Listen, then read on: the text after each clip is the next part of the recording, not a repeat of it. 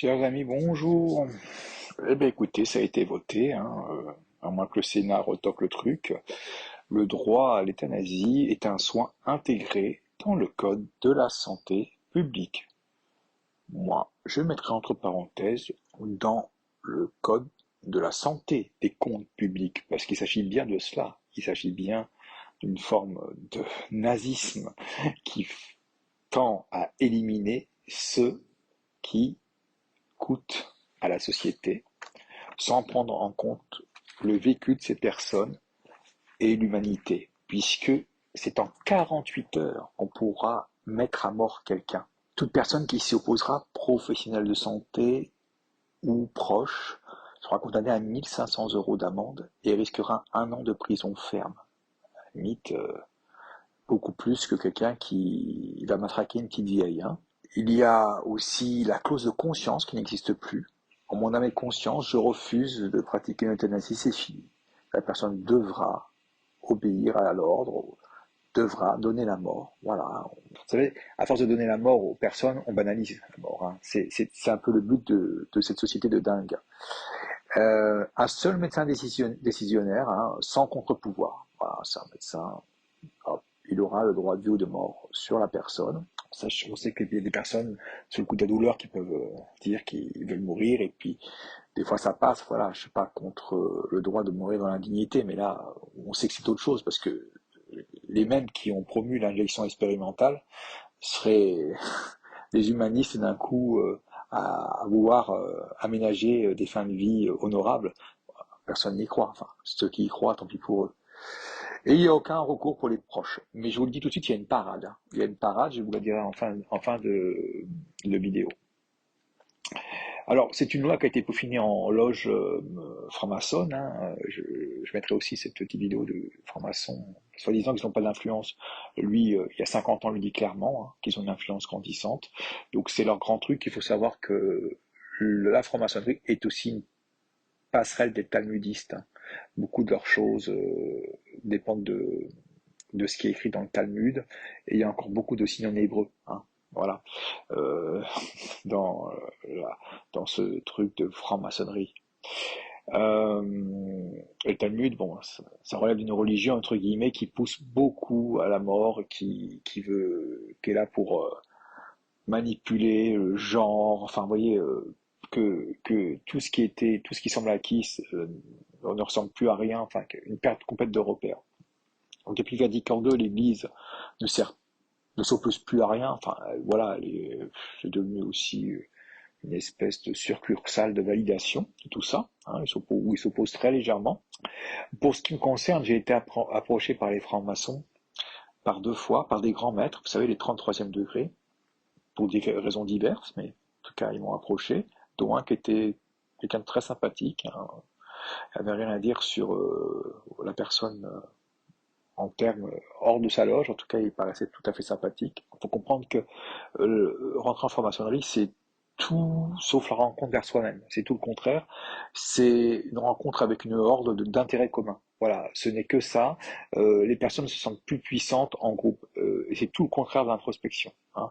On se dit, oh, je vais me mettre là pour ci, pour ça, pour me développer personnellement. Non, il y a des lubies, ils ont des trucs, mais chacun veut profiter des réseaux pour améliorer sa situation personnelle. Alors tout ça, c'est bien, on vous embobine avec des trucs, mais c'est voilà, la pseudo-philosophie maçonne. Michel Maffezoli l'a décrite.